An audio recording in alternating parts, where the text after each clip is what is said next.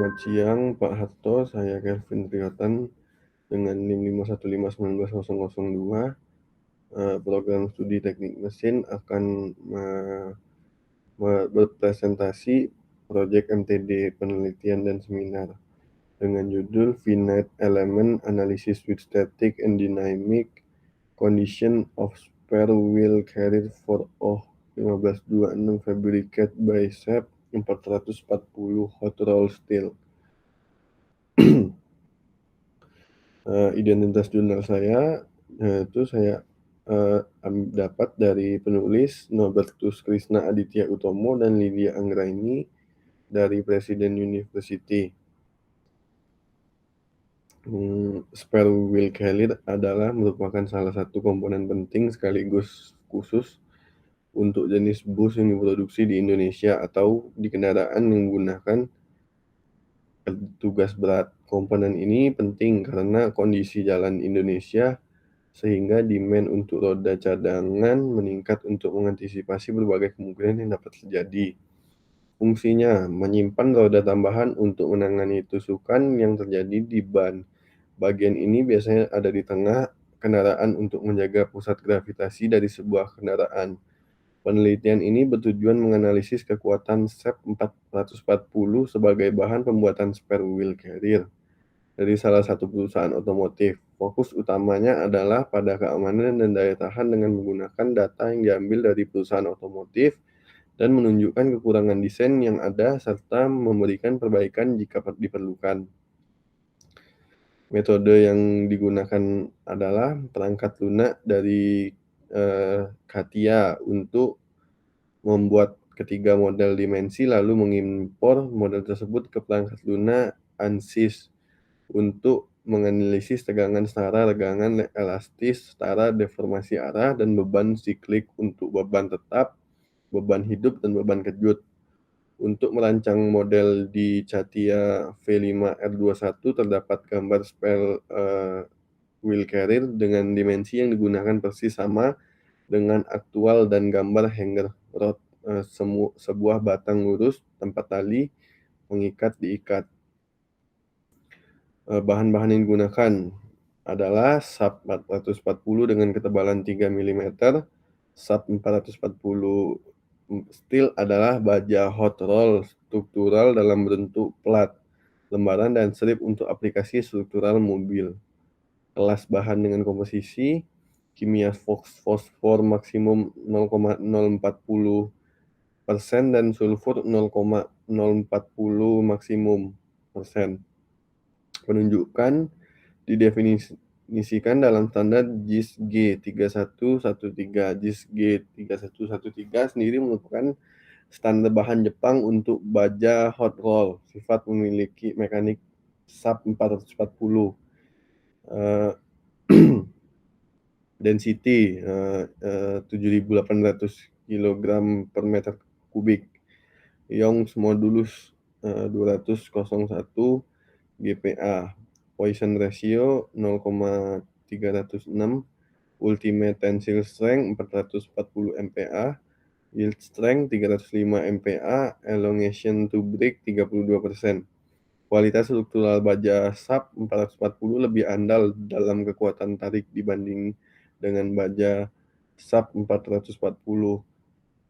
Beban yang diberikan untuk penelitian ini menggunakan kondisi aktual di lapangan. Mass of rim 37 kilo, 0,02%. Mass of tire 58 kilo, 0,05%.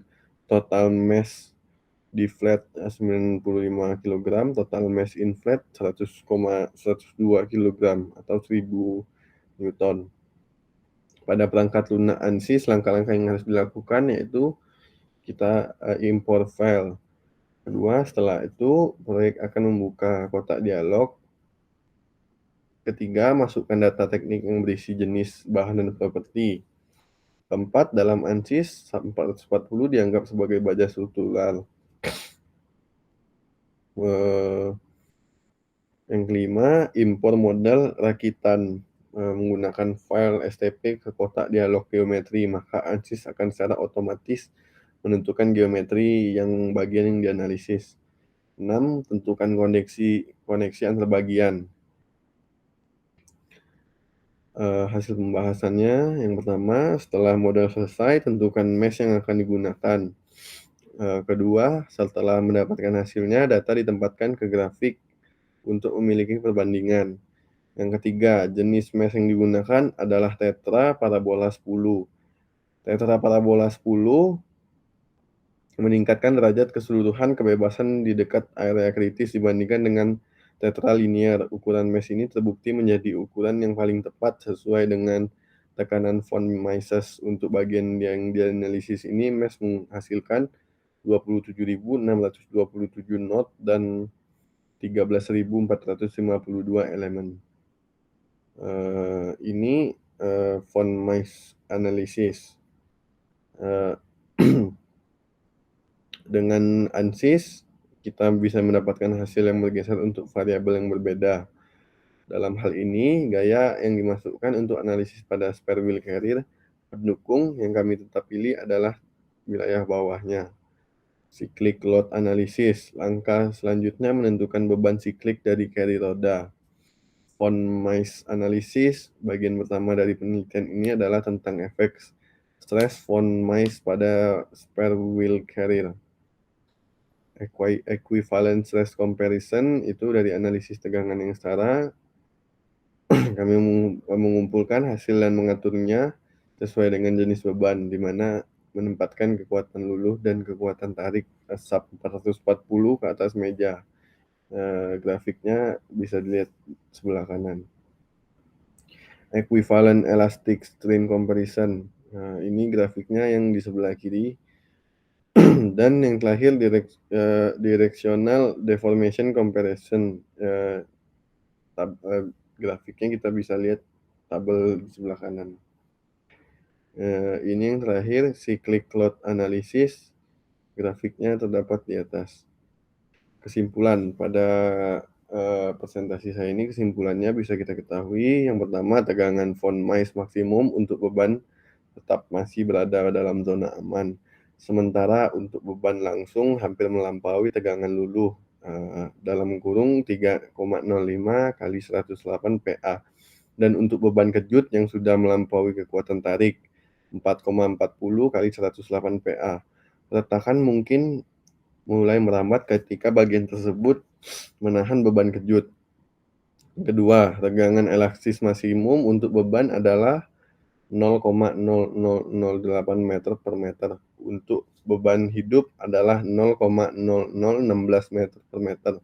Dan untuk beban kejut adalah 0,00245 meter per meter. Oleh karena itu, hanya beban kejut yang melampaui tegangan hasil offset 0,002 meter per meter sehingga memasuki wilayah plastis dan deformasi tidak akan dikembalikan.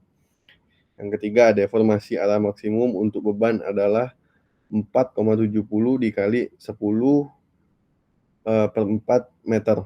Untuk beban hidup adalah 9,40 dikali 10 per 4 meter. Dan untuk beban kejut adalah 1,41 dikali 10 per 3 mm. Sesuai dengan tegangan elastis, deformasi pada beban kejut bersifat permanen. Yang keempat, beban siklik minimum untuk beban tetap adalah 70.723 siklus. Untuk beban hidup 6.358,6 siklus dan beban kejut adalah 1.843,9 siklus. Hasil di atas menyatakan bahwa penggunaan sub 440 terbukti aman dan memadai untuk bahan carry roda.